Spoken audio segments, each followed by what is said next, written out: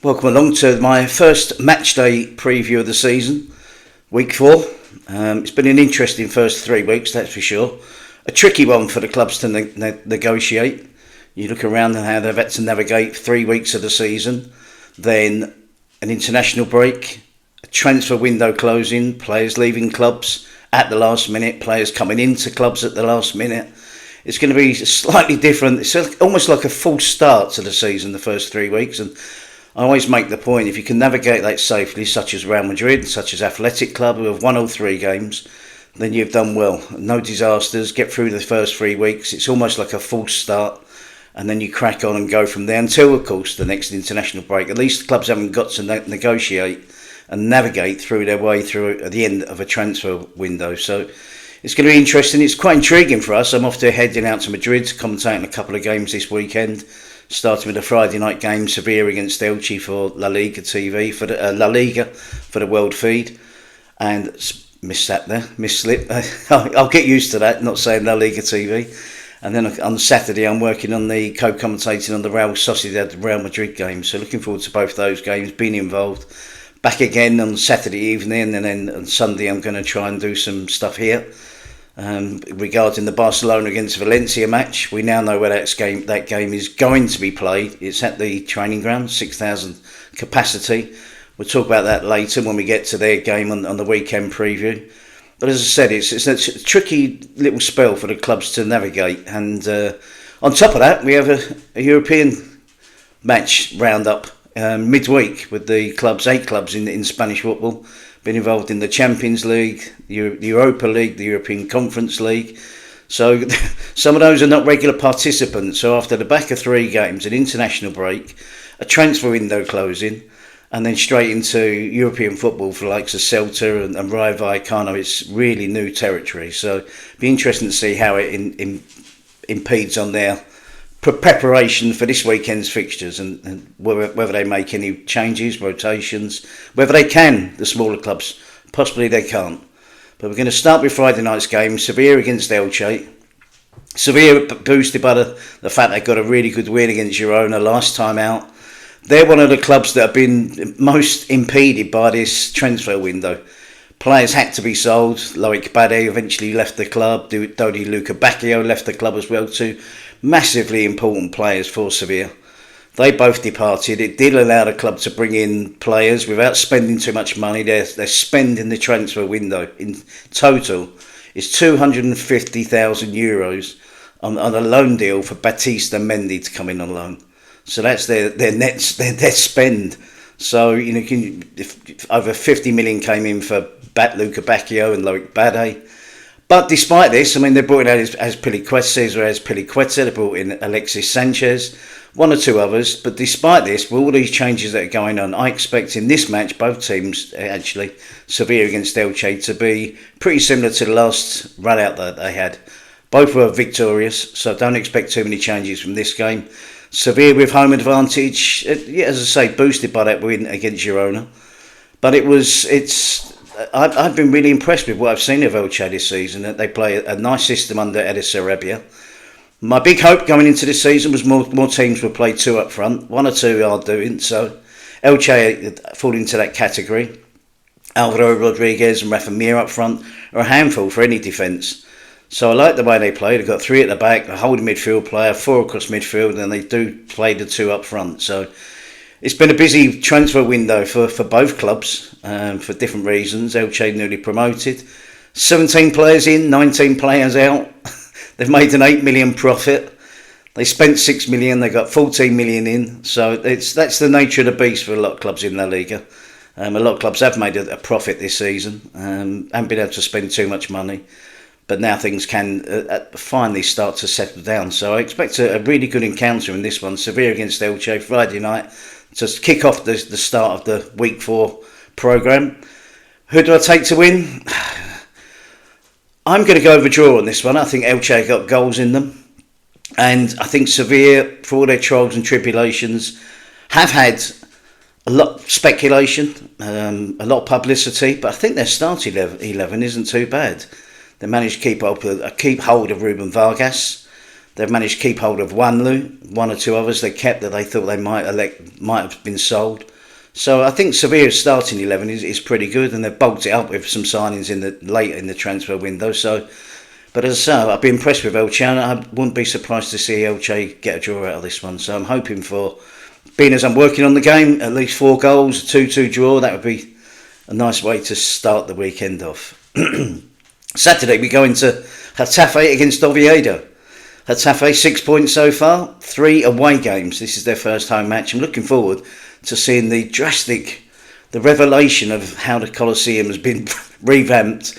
Hence the reason they've played 3 away games. My expectation levels are not too high, I must be honest. I think it looked pretty familiar to the last time we saw Getafe play a home game. But Getafe, decent start, 3-0 defeat against Valencia in the last game away from home. It wasn't a 3-0. Valencia were the better team, but the 2 late goals sort of glossed over the fact that Getafe were competitive very much in that game. They face Oviedo, who are boosted by the fact that they won their first game in La Liga for 24 years, with an impressive win against Real Sociedad. And Leandro Dendoncker getting the winning goal, historic goal for Oviedo. Do I expect Getafe to drop points in this one? I don't, to be honest. And Oviedo are still a team in progression. Like so many others, particularly the newly promoted teams, lots of players coming in, lots of players going out. Lots of players came in the second week of the season. And I think it's going to take time there for Veljko Paunovic to bed things down. So I'm going for Getafe winning that one. Then Saturday after that one, we see Real Sociedad take on Real Madrid. Xabi Alonso making a return to Real Sociedad. Real Sociedad is struggling, 2 points from the first 3 games. Similar problem to last season, just 3 goals scored. They scored 35 in 38 last season. They're a really good team. When you look at their squad, they shouldn't be struggling to score goals.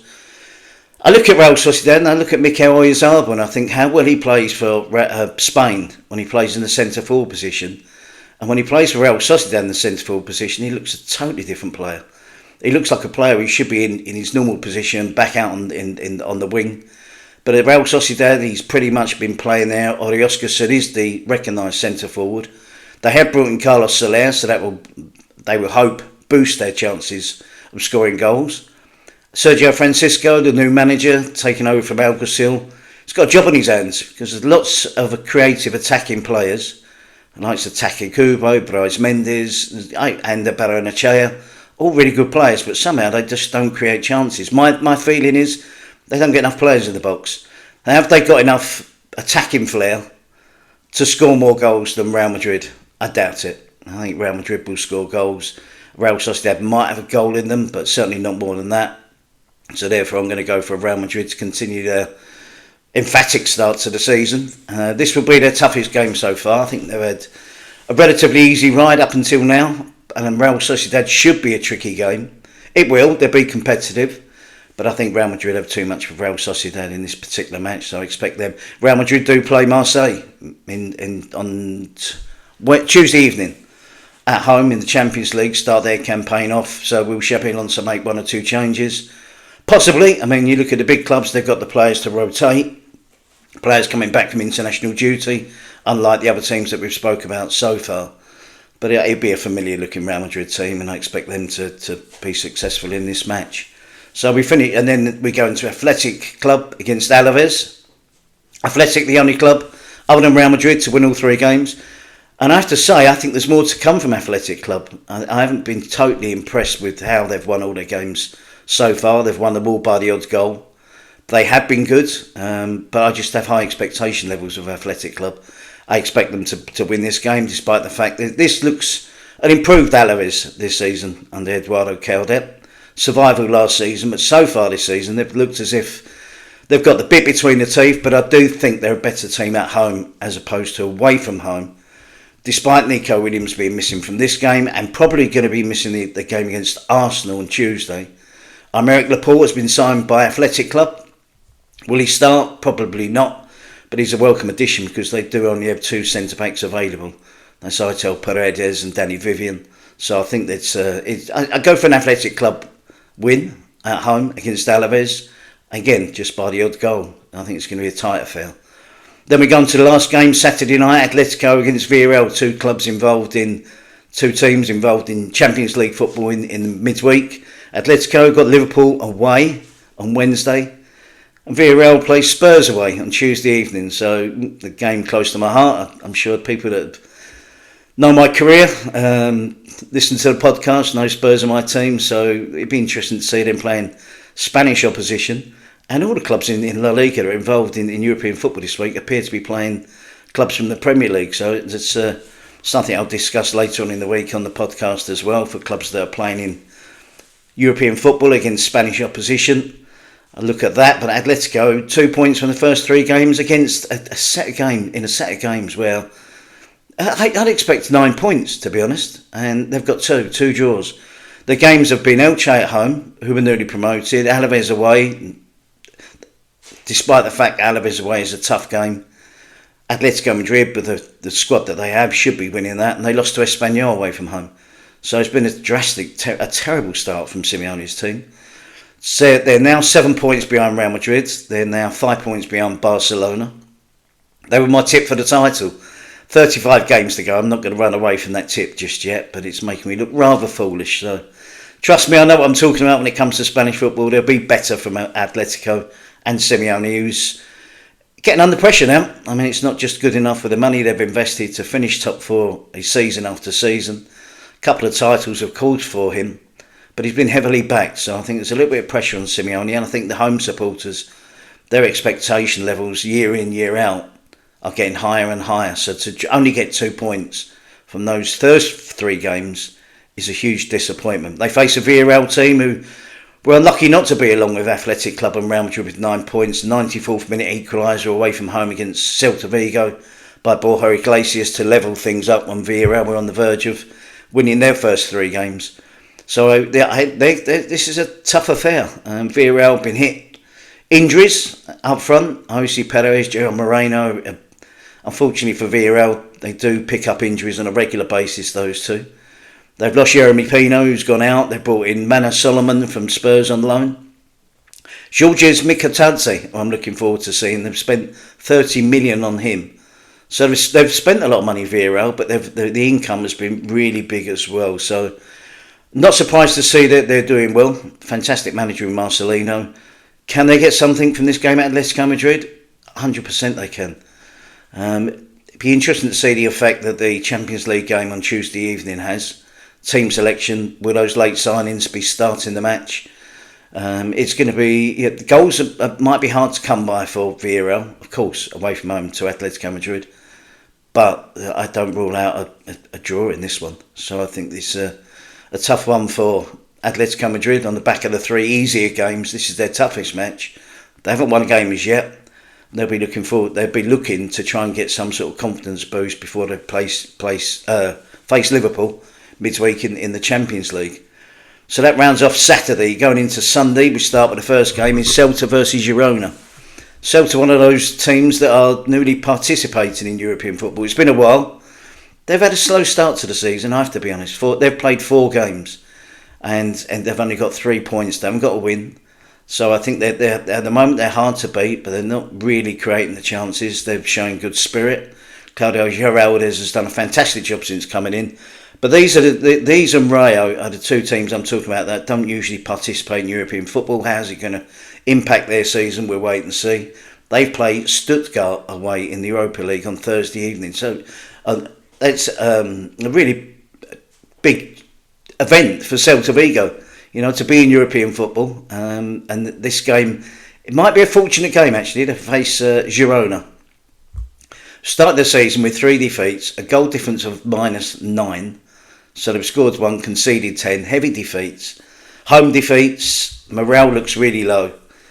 I was wondering where the money had gone from the sales of players that have sold in recent seasons. The Champions League money that came in last season, they hadn't spent it. Players were leaving the club. Miguel Gutierrez was the latest to leave the club this season, a real top player that went to Napoli. And then all of a sudden, out of the blue, after these first 3 defeats, they went and spent, I think, 27 million on 3 players. So you can see that it was a needs must. It was an urgent call for help for manager Michel, who probably I've accused him of staying too long at the club. He should have cashed in. He should have got a big job when he got his team into the top four and they qualified for the Champions League. But he couldn't resist the temptation to take them on in that competition. It was a drastically poor season last season for Girona, and it started off familiar now. They've brought in a centre forward, Vladislav Vanat, who I guess they hope for 15 million from Dynamo Kiev. I guess they're hoping he's going to be the new Dovbyk. They brought in Brian Hill from Spurs for €6 million, and Ayadine Unai from €6 million from Marseille. So the money's been spent. Michel's been backed, and they needed to back him. So whether we'll see an improved Girona, it's a good game for both teams who think they can take all 3 points, or at least in Girona's case, get their first point of the season. So I wouldn't be surprised this one's a draw as well. Then we go on to Levante against Betis. Betis, one of those teams that are playing in European football. They play Nottingham Forest. I was talking about the English teams playing the Spanish teams this week, so they play Nottingham Forest on Thursday. And Betis have played 4 games, got 5 points. I've been slightly disappointed by Betis, but it's the same problem as we saw for the first half of last season from Real Betis play. Lots of nice football. Of course, this goes amiss, but I'm not going to say that on every time I'm jumping on YouTube. Lo Celso has to step up. There's been 1 or 2 signs that he can do that. I feel they're very similar to Real Sociedad when they get the ball into the goal-scoring positions. Not enough green and white shirts in the penalty area. So Cucho Hernandez can get isolated up front. At times we've seen Cedric Bakambu come on and play up front as well. And I'd like to see that from Pellegrini. Now, they're playing a team that are newly promoted, that haven't got a point in Levante. Might be the time this time for Pellegrini to actually go with 2 strikers. I doubt it, but that's my wish. And Levante have been, interesting signing actually. A player called Eta Ion for €3 million from Villarreal, who was playing for Villarreal and scoring and looking good. Very, very young player. I'm surprised he chose to leave, having been selected at the start of Marcelino's campaign.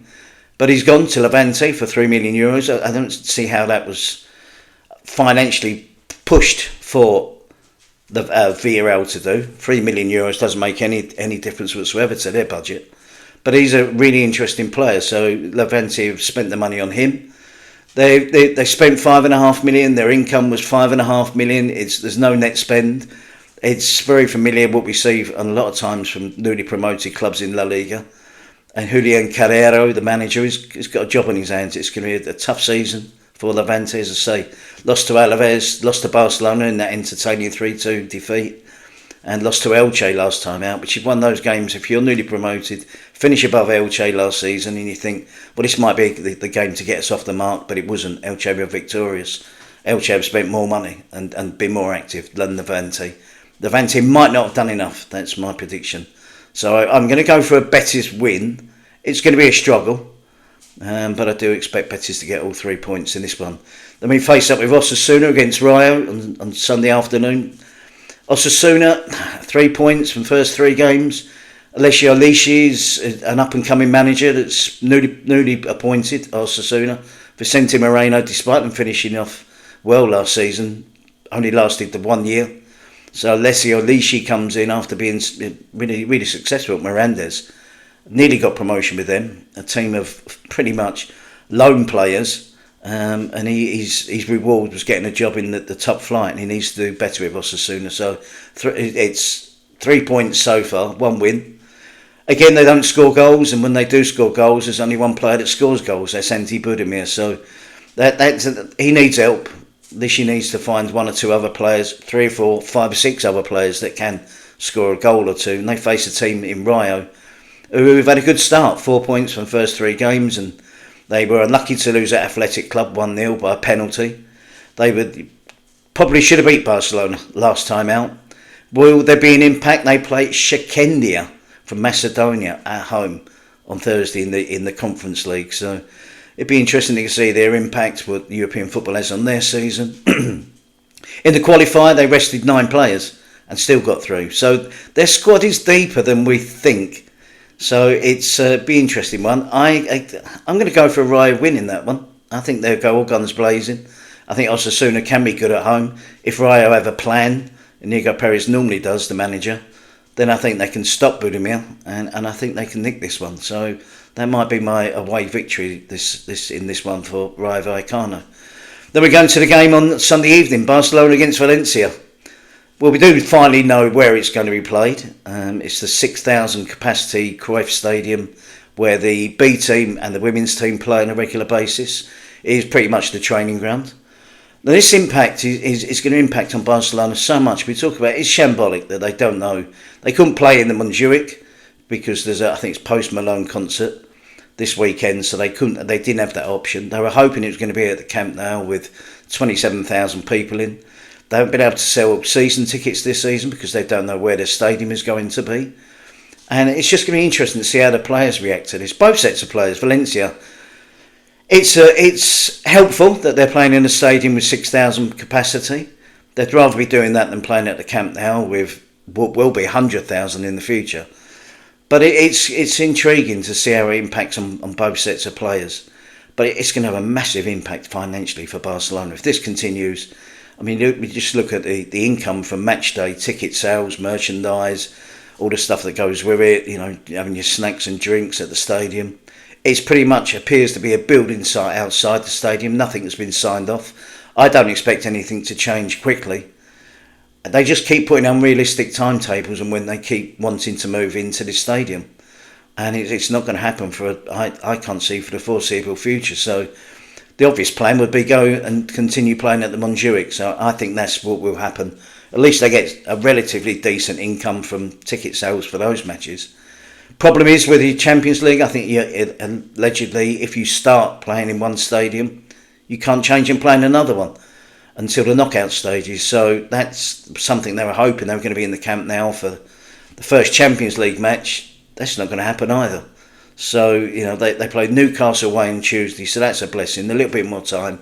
I'll be amazed if it's open in the next couple of weeks.